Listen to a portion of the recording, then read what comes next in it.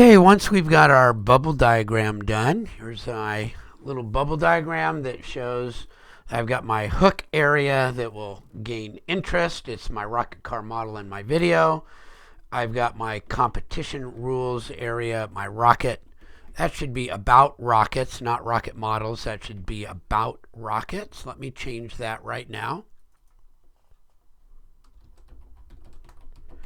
That's kind of my educational focus and about ARC Tech Ed. Let me update that just to make sure that'll update. Then I can create a floor plan, and it truly is just a very simple floor plan. Here's my 10 by 10 booth, which I have selected. I found this should be more oval, but this gives the idea. A nice 41-inch kind of techie looking table, and this is my kiosk for the video. So that will sit there, and this actually the bottom of the screen is right at 36 inches, which is the height of this little display table. And then I found some display booths, a 5 foot, a 3 foot, and a 3 foot. And the way they set out, these ones sit in the middle, so there's little legs sticking out. And this one, the legs all stick to the back.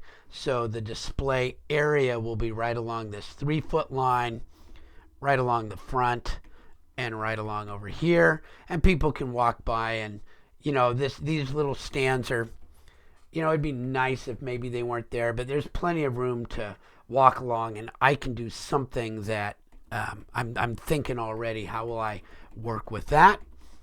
I will have the ability to put in a power track right along here so that I'll be able to have power to my little kiosk. And that's one of the things to think about. Okay, so there's my 2D plan. That's all that's really needed. I did make each of these for right now a group since I'm working in SketchUp. And they're not awesome models yet, but I'll create my 3D models shortly.